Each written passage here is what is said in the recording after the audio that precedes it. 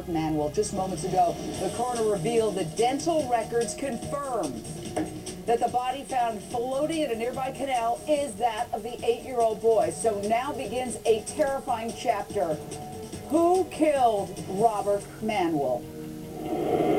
Finding Robert will not be the end, but just the beginning of an entirely new investigation. Our priority remains finding answers for Robert's family and this community. So is this new investigation a murder investigation? The coroner's report does not suggest a cause of death and lists the place of death as unknown. So why is so much about this adorable little boy's disappearance a mystery? Like, when was he last seen alive? We know he was reported missing just after 10 p.m. The cops backed off early reports that family members saw Robert between 7 and 9 p.m. Now the Idaho Statesman reports a 7-year-old female playmate of Robert's may have seen him the night he vanished. She says they played on the apartment complex swing set together. He went home first, then she did, the time about 7:30 p.m. So if Robert was home at 7:30 p.m., what happened between then and when he was reported missing at 10 p.m.? Cops had already said Robert may be the victim of a tragic event. Do they know something and are simply not telling? Straight to my expert panel. Still with us, Tom Ruskin, former New York City police detective, investigator, and president of CMP Protective Investigative Group. And joining us, Dr. Dale Archer, clinical psychiatrist. And on the phone, Dave Burnett, reporter, KIDO AM 580 in Boise. Dave, what is the very latest? Well, the very latest is, as a matter of fact, I am currently on my way to police headquarters. A press conference has been scheduled about a half hour ago. Well, it's going to take place in 25 minutes, and they are saying a significant update is coming at 6 o'clock Mountain Time to let us know more about Robert Manwill and the case and the investigation. And what do we know, Dave, about where the mom was? Because I'm reading from the Idaho Statesman that this little girl says, oh, I was playing with Robert, and I went home, and he went home. But then I'm also hearing reports that the mom's boyfriend, who has a rap sheet, says, well, there was this heavyset couple in the hot tub, and they kept inviting Robert to a party, and he kept asking me if I could go. This is from a neighbor. What do you know about that can of worms?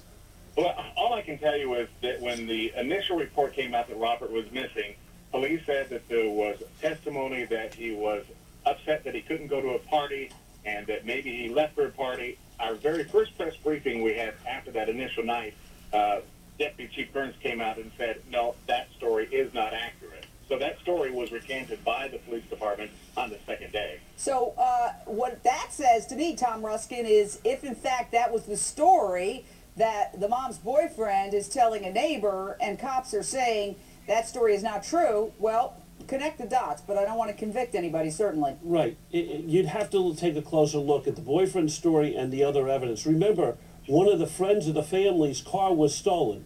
The police hound dog targeted that car, which led police to search the back of his yard. We don't know where this case is going to go yet, especially since the coroner couldn't determine the cause of death. So we don't know if it's accidental, and we don't know if it's a homicide as of yet. Now, for 7 days, cops said there was no evidence of foul play. Then, cops searched Robert's mother's apartment for hours. The next day, they changed their assessment of the case. The evidence we've uncovered shows that there are suspicious circumstances regarding Robert's disappearance. But again, I'm sorry, Robert may be injured, but again, Robert is still missing. And of course, tragically, now we know, Dr. Dale Archer, that he is in fact dead, that beautiful, innocent child. What do you make of the mom's behavior not showing up at the news conferences the last several months? I think it's very suspect, and I'm concerned about it. I mean, I think that the number of cases that you have covered along this genre over the last several months, every single parent is out there begging, pleading, saying, please help me find my baby, help me get my son back. She did none of that. That's very atypical, and it's concerning. And of course, she does have this history, and we don't know.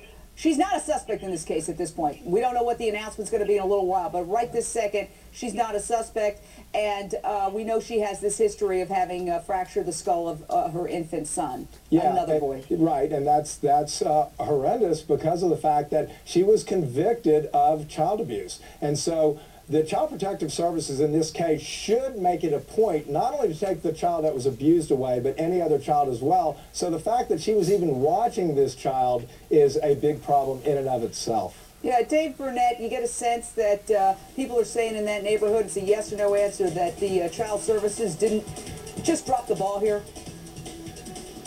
Well, it is a concern, and that's one of the topics being discussed here locally in Idaho is, you know, what was with child services not taking some action before. All right. Well, we've got to go. Thank you to my fantastic guest, Chris Brown, in court today.